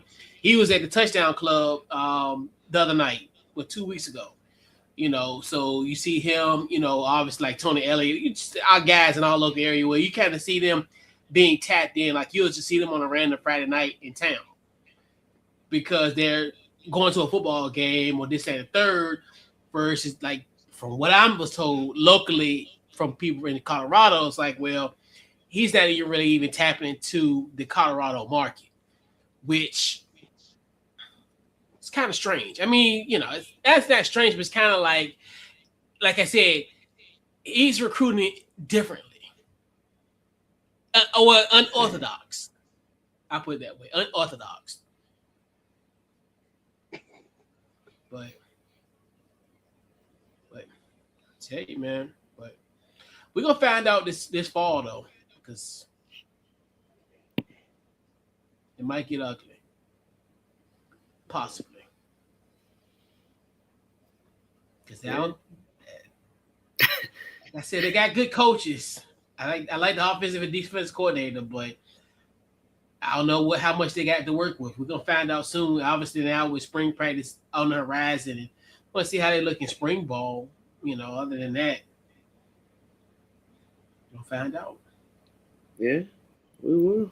Yeah. Yep. And please don't have no more 10 o'clock games no more. Like I know y'all like the Pac-12, but how about some normal start time, normal kickoff times? Yeah. Yeah. Some good games though. Yeah. But yep. So second to the last topic of the night. It's interesting. We have a interesting collaboration. So 2 weeks from tonight. Oh, there we go. Okay, there we go. All right, so 2 weeks from tonight, it will be Magic City Mondays when the Atlanta Hawks face the Orlando Magic on the 16th of March. So, fellas, so basically, this is a collaboration with the Gentlemen's Club called Magic City. As we all know what Magic City entails. So this is a collaboration.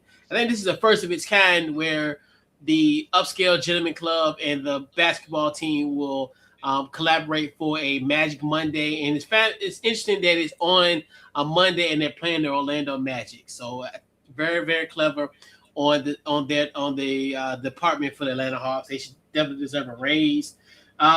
So some things going to happen in that game. Obviously, they have a hoodie that you can pre-order for the event. Also, T.I. will be performing at halftime, and also you'll have two options. You can get they'll be serving the all right now, let's be serious, guys. All right, they'll be serving the Lou Will lemon pepper barbecue wings, or you can just get the lemon pepper wings. So you have two options on Max City Monday night at the Hawks game 2 weeks from tonight. What's your guys' thoughts on the Hawks collaborating with Magic City? I'm gonna go to you first, X. What you got? Nah, in all actuality, it sounds funny, but if you think about it, this is real smart marketing, especially for the Hawks.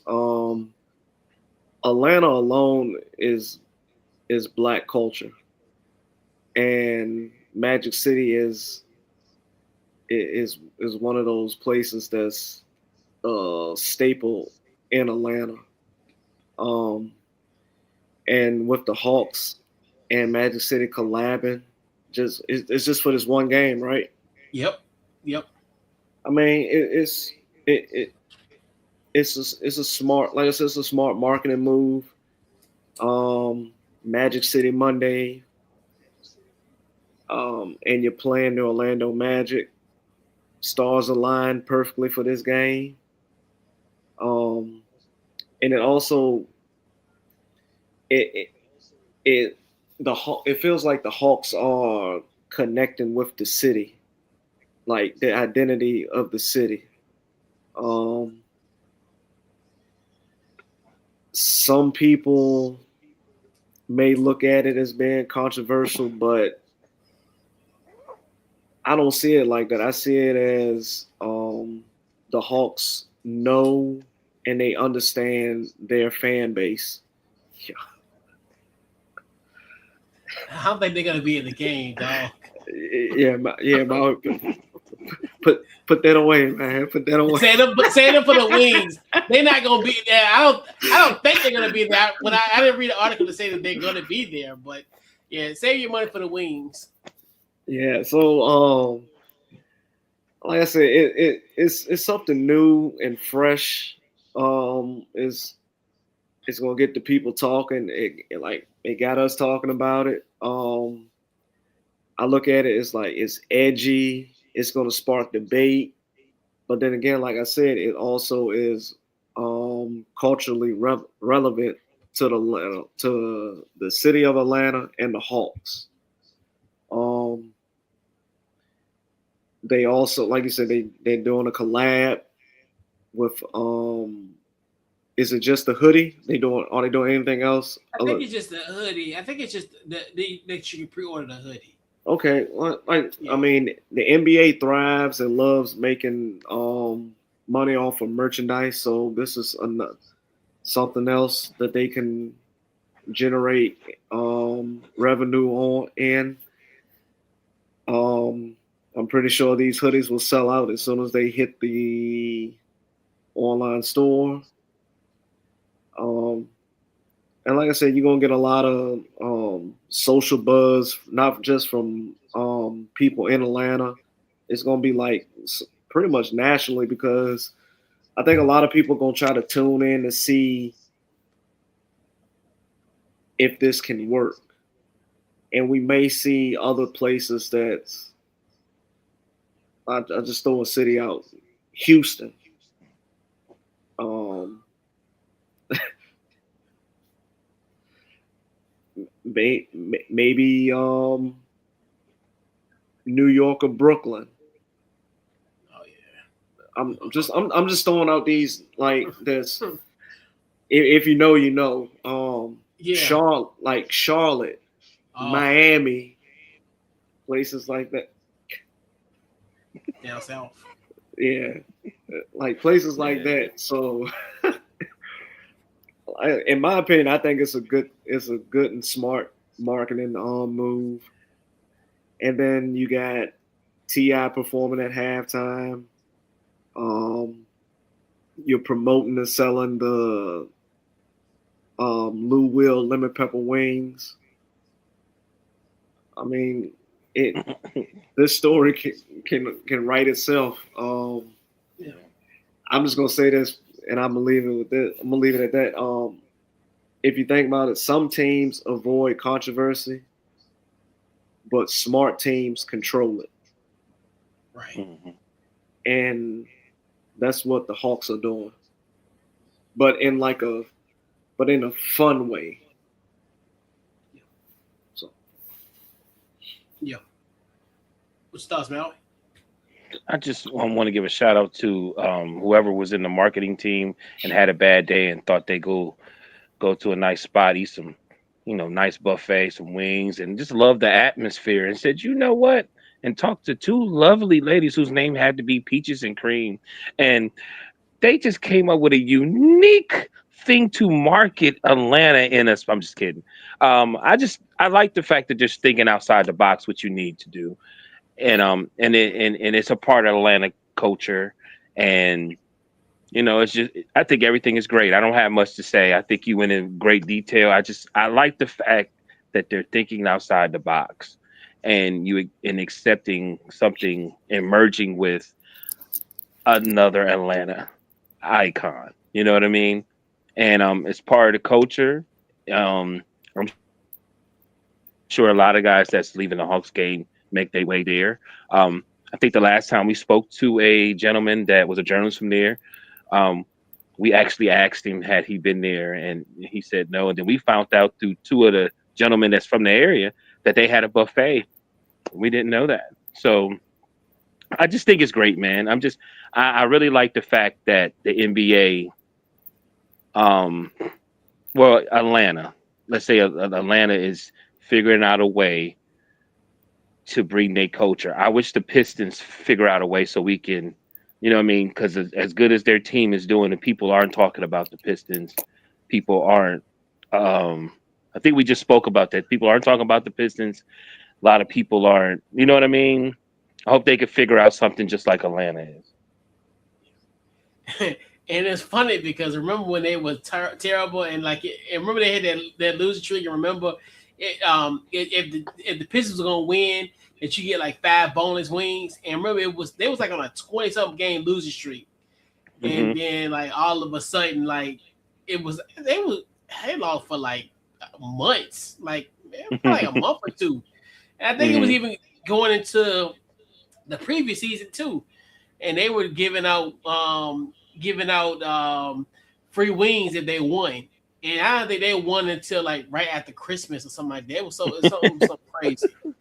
It was something crazy because I remember that. Mm-hmm. But yeah, and I think this is a classic case, a classic example of having diversity in the room. Like, and I think to me, having someone in that room and probably local coming up with this type of idea because the two worlds collide. Like this is like you said, this is an Atlanta experience, and this is something where that's what makes Atlanta so unique and makes it what it is because you're doing stuff like this, like you're merging the two worlds, and we know that Atlanta is really famous for that, as far especially the strip club atmosphere, and then also the fact that they have good food, and I think that's another thing too, where I like a lot of people when you tell people, yeah, the strip club got the best food out of most restaurants, and people Right. think that's like a foreign concept, but it's Right. different there, and that's just what it is. So I definitely like this move, and like I said, it's really clever because they're playing Orlando Magic, and it's on a Monday too. So Mm-hmm. and like you said, I definitely think this will be. I think it will be something where this could be a start of something. I think Atlanta's Yeah. always been somewhat like of a trend-setting type of city, so Mm-hmm. they set trends. So I definitely think this could be something where you might see a situation like this, like in New York, especially with a certain gentleman's club in New York, that's privately traded on the New York Stock Exchange, could potentially, but Oh. but I'm just saying, I'm just saying, them days are over with. But but it's just, I think it's a great idea, and I think that's one thing too, where I know like Luke Cornett was like he didn't like that idea, but you're not even playing for you don't play for neither one on team, so you're not even gonna it shouldn't even bother you what's going on. Like everybody's worrying about this and third. And I'm like, look, but it's okay for that's the thing. Like everybody's but it's okay for LeBron James to be on a DraftKings commercial or whatever thing it is, or people gambling. Mm-hmm. Well, all we worrying about is just some wings that got lemon pepper and barbecue merged together. Because they ain't gonna the entertainment ain't gonna be at the game. So what's the problem? What? What the? For real? But I'm saying, so what's the problem? Like, so it's not like Not they're even gonna in the be at the back. game. Right. No, unfortunately, no. Right. But maybe as if this becomes more successful, then it might be different, And shout out to our guy Jelani. Like he made a good point. I listened to his take on it. He said maybe they should replace the cheerleaders with the entertainment for that Mm, particular. I was like, that's a really smart idea. I don't think they're gonna do that. I don't, but and it's a novel concept, and there's nothing wrong with that. I mean, to me, at the end of the day, I know people say this, this whole situation. It's just what it is. It's combining two worlds. Men love wings and men love women, and nothing wrong with that. It's nothing wrong with, it's nothing wrong with, like you said, having a bad day and, Pocahontas says that you're handsome and I pay her rent, I mean, what's wrong with that? I mean, what's wrong? Like, am I right, Maui? Am I right? Right. And her cousin, Paradise is right there, Yeah. And, Smell like cotton candy. Wow. And then you know what she said when she saw me? She said, "Hey Maui, what can I say but you're welcome?" Oh man, take all my money. Right. That's what I'm Take saying. all my Right. money. Right. And I said they come to you, hey, handsome, and can I grab your beard? Like, yeah, what's your cash out? Quit. Let me order some more wings. Like we say, this was me years ago. I'm not like that no more. I am a reformed middle-aged man that has solid values. But 10 years ago, I may not have said that, But I'm just talking about the younger individuals. When you're in your 30s, yes, Right. But now I am a matured man. That's so great. Me, I'm still ignorant. I did a Red Bull there. I ain't no good. I try.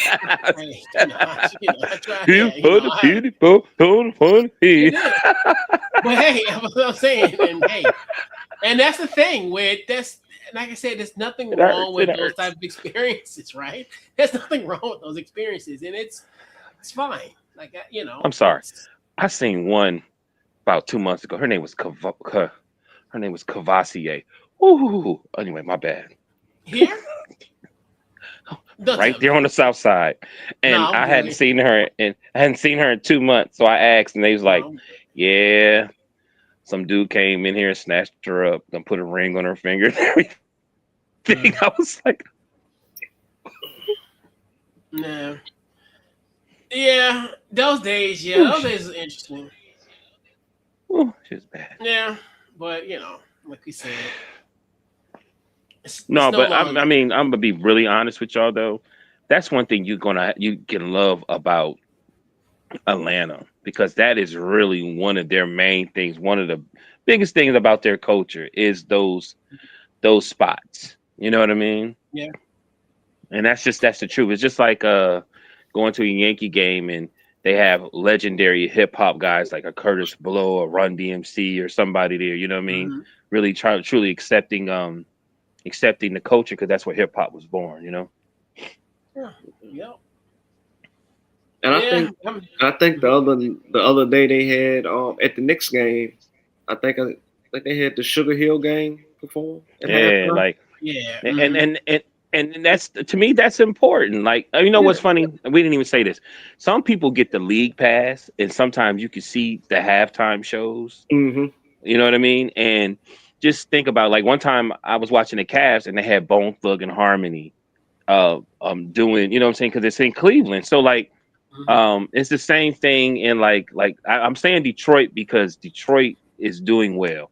So they should do something to help promote the team, because it's really a good team. You know what I mean? So definitely like Eminem. Like, okay, I got one even better. It's not the NFL. It wasn't the NBA. It was actually it was WWE. You're gonna like this. So when they had that WrestleMania in Philly, did you see they actually did a lot of stuff with the battle rappers from Philadelphia? Because that's kind of like what Philly is known for, is their battle rap circuit. So I like when they figure out a way to adapt and accept the culture, because you know what I mean. Like, you would have never know that Hulk Hogan collect Jordans. Like, would you ever thought that? No. A massive collection of Jordans. You know what I mean? So, I like the fact that Atlanta's doing that though. Yeah. And it's always important to always have diversity in the room. And I know people always, because you need that. Like, that's like I said, this is to me, who created this is got to be local. Yeah. Somebody that eats, sleep, and breathe Atlanta. Right. Like, because that's just something where knowing that those two worlds collide and having something like that.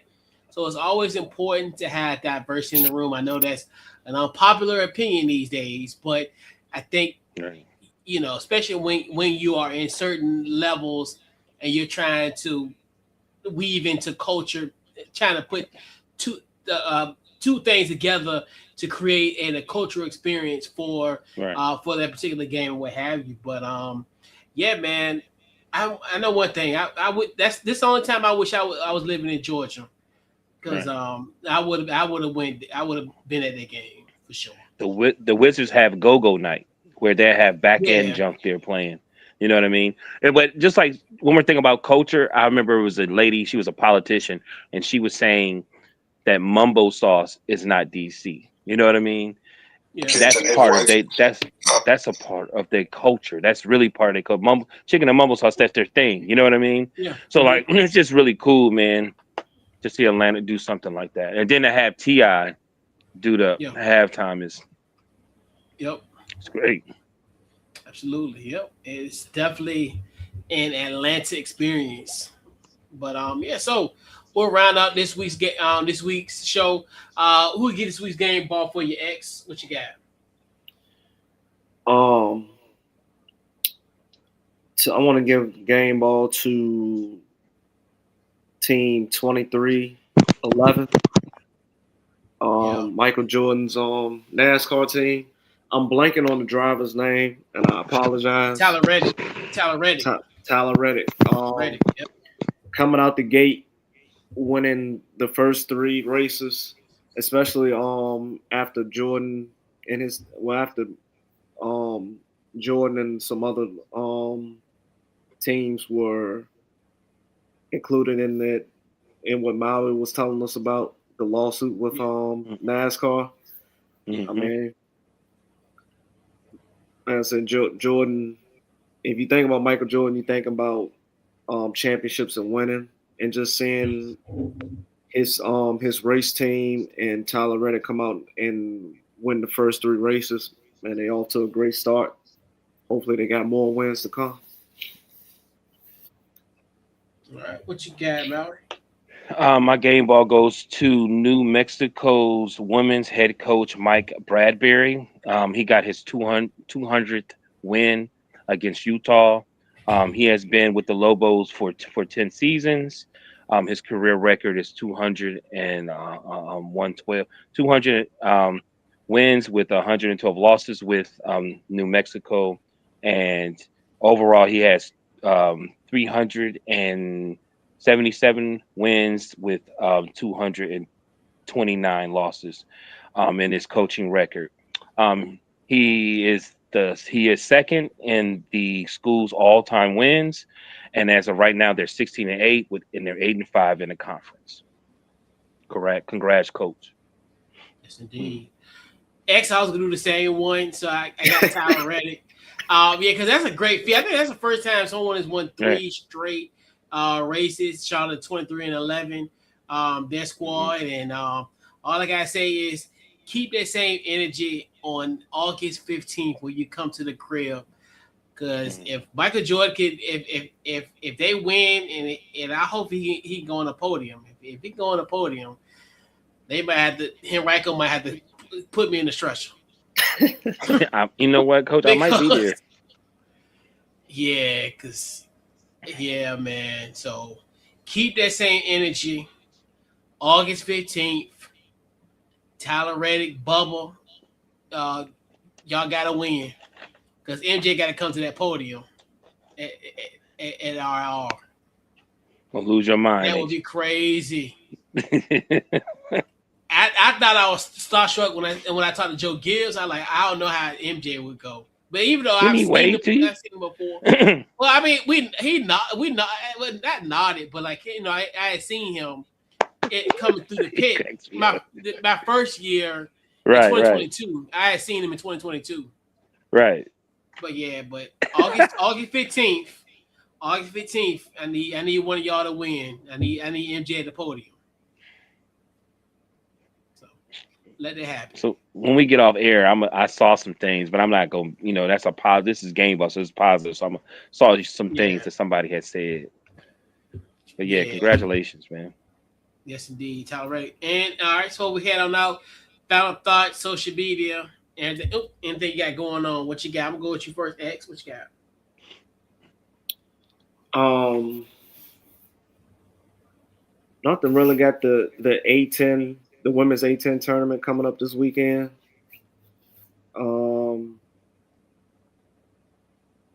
And if you get a chance, go on Spotify, like, subscribe, listen, and share my new podcast, the Dream Bookers Podcast. My Twitter is X_J_SR. Also just started a Twitter page for the Dream Bookers Podcast. IG is Game On Media _X. That's all I got. All right. And what you got, Mel? Great show, DT Morgan 78. Instagram, Sean Morgan, Facebook. You know, I was supposed to be on X show, but I got some things going on. But I'll make sure I'm on there before WrestleMania. Mm-hmm. Right. Sir. Yeah, pretty much Facebook, Twitter, Instagram, Couch Coach Live, the website, couchcoachlive.com. I don't think this weekend is the A10 Women's Tournament. Pretty much the end of the basketball coverage, unfortunately, as far as the all the teams. So that'll be like the final, as far as that. And then not fall, but spring comes. So we got a few things lined up in the spring coming up. And, you doing the fitness this year? Doing the DC Defenders. No. I don't mean to put you on the spot. To be determined. Same here. I'm still to be determined. To be determined. I'm still, I feel you on that one too. I'm still debating too because I'm kind of, I don't know. What's it do? I don't know. Even though they won a championship last year, but we'll see. Yeah. Well, Yeah. Like you said, to be determined. I didn't want to put you. I didn't mean to put you on the spot. Oh no! You good? You good? Hilarious. But it is what it is. So this wraps up this week's Couch Coach Live. We'll catch you guys next week, and we're out. You're welcome.